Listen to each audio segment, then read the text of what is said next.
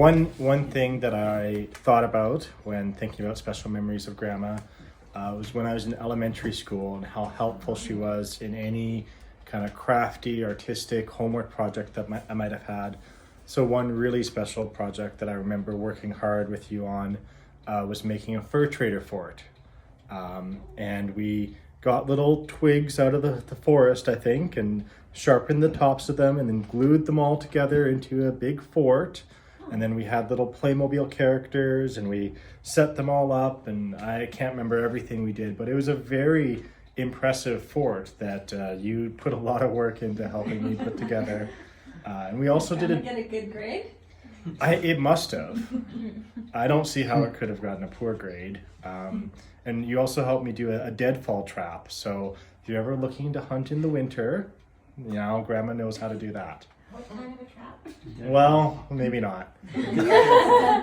A deadfall trap. So we had a piece of wood and then another piece that was like this. And so the animal would come along and bump the lower piece and get crushed by the top piece. Oh, you must have thought of that, because I wouldn't have had to. No, it was a type of trap that the indigenous people used to use. He thought of it, but you helped him with the execution. Yes. So those were some nice memories. So those are my memories. I remember when we were growing up, you just support us in everything that we do, and so I remember when it was like a little bit frozen, there used to be like a little stream that would form at the bottom of the sidewalk, and so we'd race our little popsicle sticks. They'd all be different colors, and we'd race our popsicle sticks, and you'd help us. You'd get different style popsicle sticks, or you'd be like, okay, everyone's got to eat a popsicle stick, and so and then you draw little faces on the popsicle sticks so we'd know which one was ours. I don't remember that.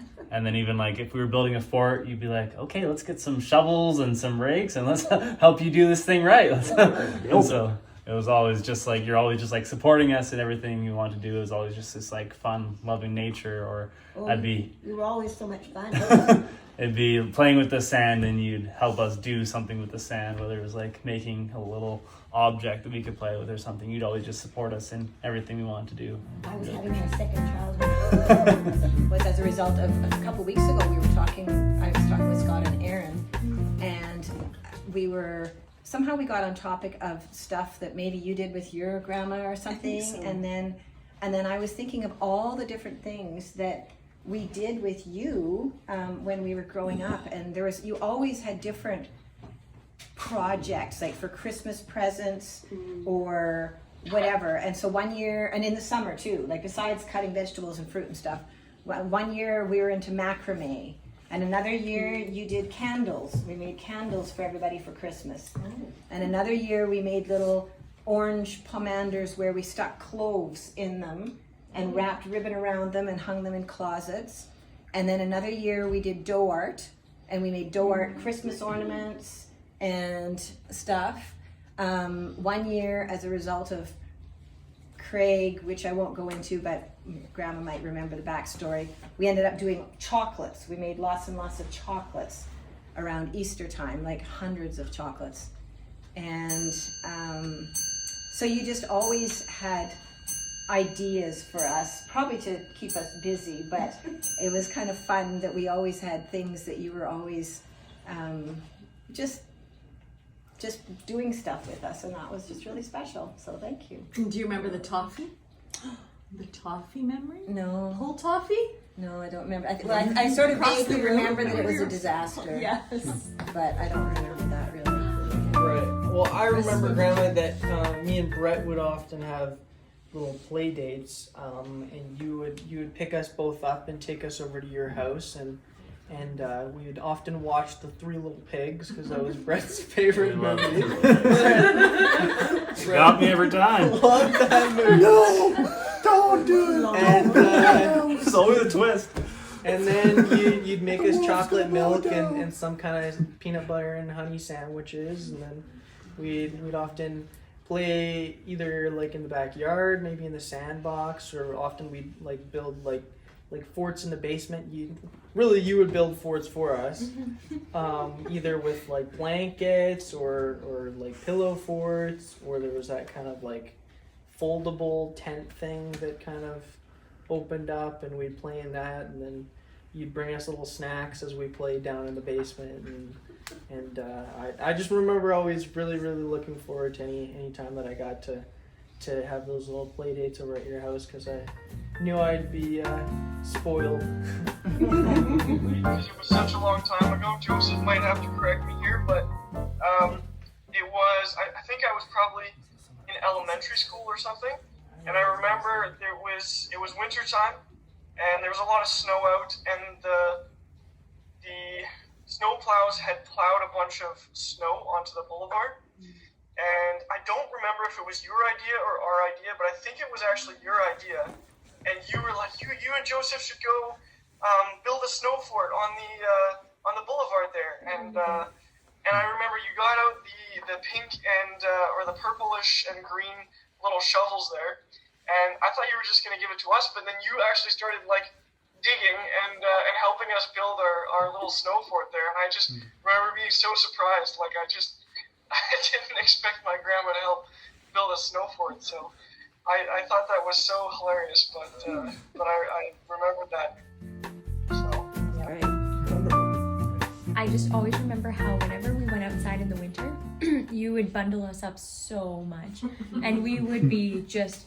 I probably had about 6 layers at least on of clothes, and so even like mittens. Do you guys remember when we would have like the first layer of mittens on, and then we would put another massive mittens over top, and then you would, first you put our hand in a plastic bag, and then you put the mittens over Yeah, top. I think you're the baby of the family. And then you put elastic bands around the mittens so that no snow would get in, and then you put our jackets over top. So I could not get those mittens off. It took so long for me to get those mittens off. And then do you remember when Joseph and Josiah were shooting at me as I was running across the lawn? Yes. And so at first you took quite a while to get convinced that this was a good idea, that I should run across the lawn and have them shoot at me. Understandable. With airsoft, just so we're clear. Yeah. And so eventually we all convinced you that this was a good idea. And so you're like, well, if you're gonna do it, you're gonna do it with as many layers of clothing as I can possibly put on you. And so I think you just brought up the dressing Dress-up box? Yeah, the dress-up box, and I put on basically every single clothing piece there. I remember that all very well. It was hilarious. You were running across the room shooting at you. You loved it. So I was just remembering had a few memories. I was thinking of when I was 19 and I got chicken pox, and I got them to the max. So I got very kindly brought home from the hospital by me. Yeah, so Glenda and Craig both got them. I think Glenda got them the least, then Craig got them quite Craig badly. was in Saskatoon. He was completely unrelated. He got them from somebody else. Oh, Yeah. and then I got them very badly, but Mom was so caring anytime we were sick, and so when I had chicken pox, I was like hallucinating, and they were so bad. I would just walk to the bathroom. She'd help me to the bathroom, and I'd have an oatmeal bath, and then I'd stumble across to my bed. But she kept putting oatmeal cream on me, and she is tenderly caring for me. So I remember her always caring for me so well. And then I also, 2 other quite distinct memories were when we drove to Trinity Western, when I went to university that first year in 1987, and we drove across from Edmonton to Langley in a couple days, and that was just a really fun. Our car was stuffed full of all my stuff because I had to move my things to the dorm, and we stopped in, I believe, Kamloops and had a nice meal together, and I just remember having lots of laughs with you in the car. We laughed about a lot of things, and then got to university, and you helped me set up my room so nicely and unpacked everything, and so that was just a really special memory with you traveling across. And Mom was all teary. She was all sad, and I was all excited to be starting a new year, my first year of university. And then again, then of course Glenda came and visited me. I can't remember what month that was, but then Mom came in about April to hear our choir and our performance that we did in Vancouver. And so that was incredibly special to have you come visit me and hear our choir. So that was very special to have you stay. I think, Mom, I don't know if you came, Dad. I don't We drove together. No, that was later. You came in June to see my traveling tour. Yeah, that's the one we went to. Because Mom came in April to see the one in Vancouver. And because I remember Mom slept in my dorm room with Julie, I think, left the room and she went and slept somewhere else. So that was super special. And then of course when both of you came to hear our tour group, you traveled. I thought you were just going to come to one of them, one of the performances, and then you traveled actually about three different places. So when I was going to be going on tour, so when Mom came in April for that performance, she said she would perm my hair then, and then it would be ready, it would be more curly when I went on tour. She thought it'd be easier to manage. Easier to manage because I would have a little bit of curl than just straight hair. So Mom put in those days, perms, we got perms. Home perms, right? Yeah. So she put the perm, set it in, and put all, and I said, I do want it to stay for a little bit, so maybe use the smaller curlers. So she did use a little bit smaller curlers, and then I think Mom, I can't remember how we worked it out, but she said, oh, well, I'll leave it in a little bit while longer. And so then she took out a curl, unclipped it to see, she said, I think it's about time now, so we'll test it. She took out a curl and unrolled it, and she said, oh my, oh my, this looks really curly.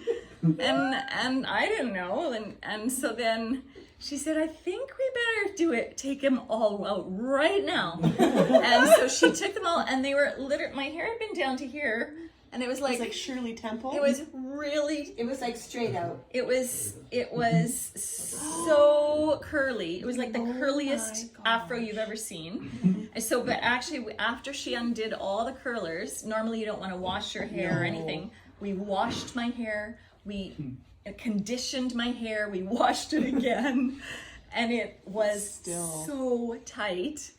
And yeah, that perm lasted me, I think, 2 years. It was, it was so curly. I didn't do anything with it. Like, I couldn't brush it out. All I did was like scrunch it a bit and put like gel in it so that it just was like an afro, basically. The perm. Okay. So I've got two stories. One just memory, I guess, and then a story.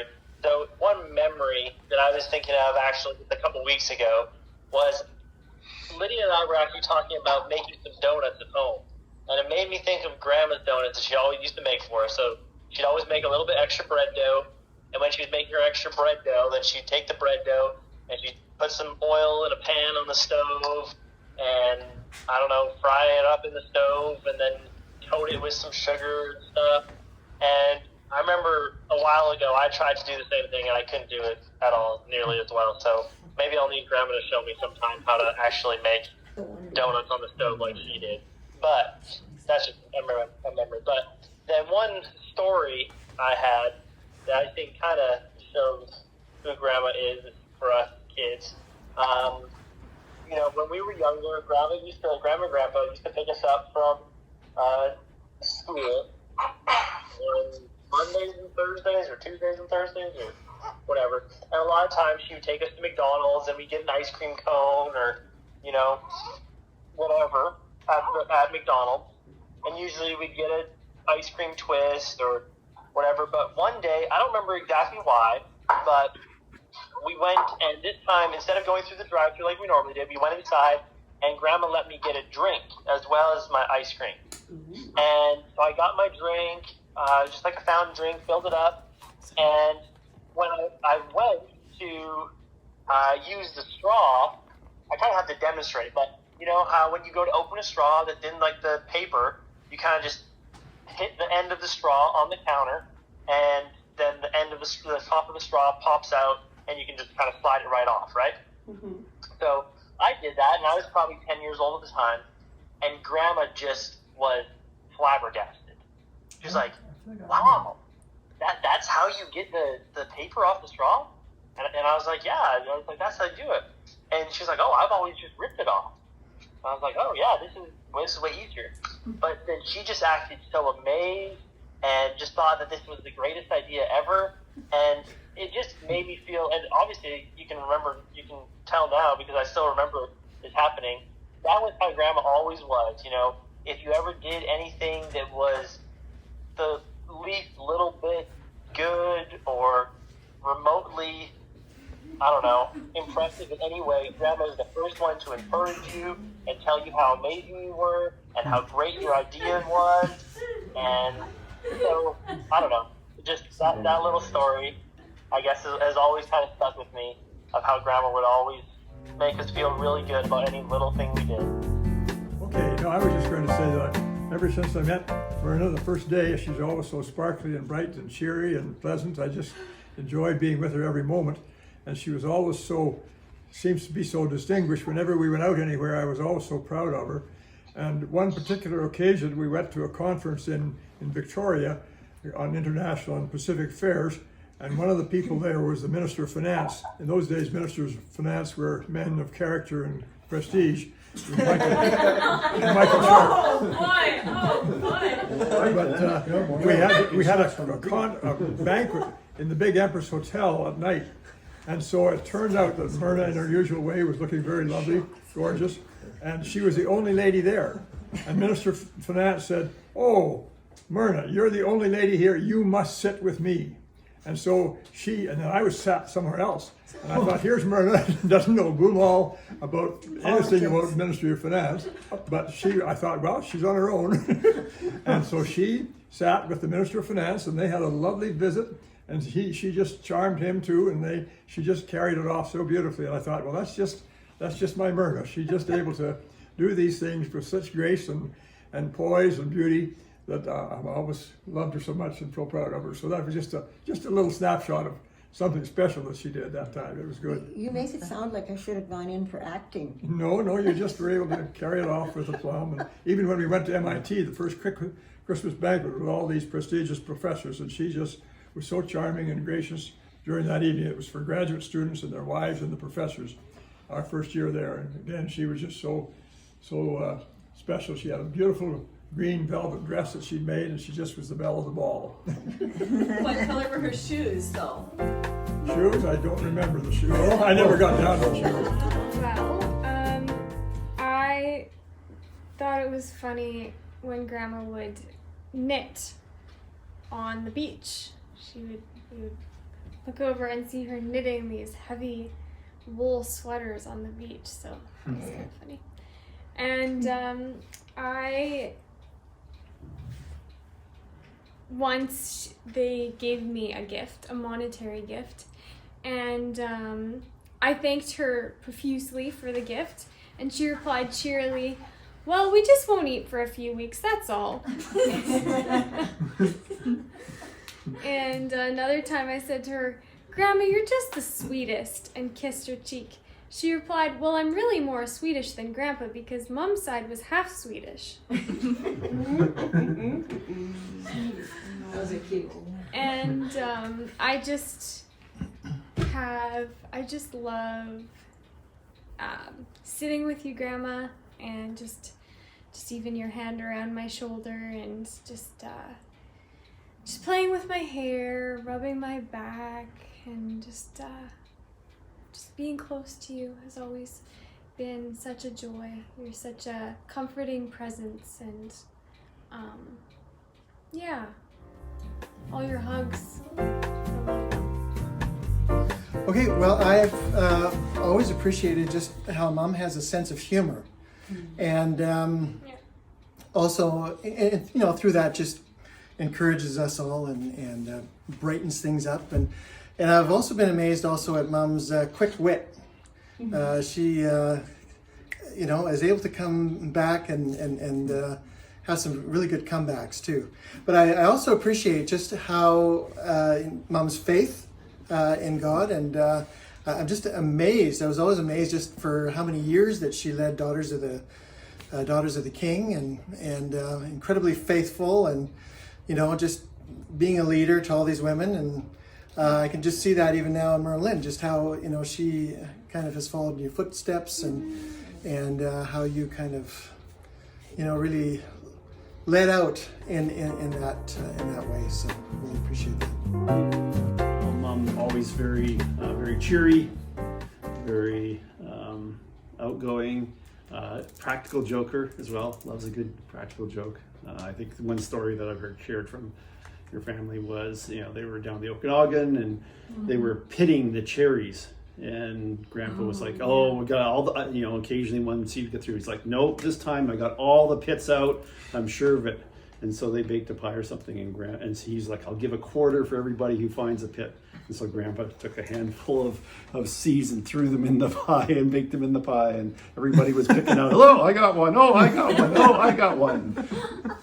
That's Grandma. That's the kind of thing she did. I don't know about that. Yeah. And a story, even just recently, just a sense of humor. This week actually, they were over, and Glenda was saying, Dad wanted to go downstairs and get some ice cream because we were having a piece of cake. Some ice cream out of the freezer.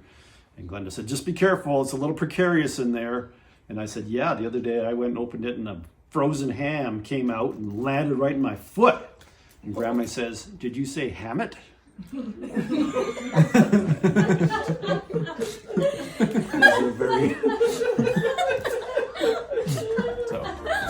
That was just a very Grandma moment.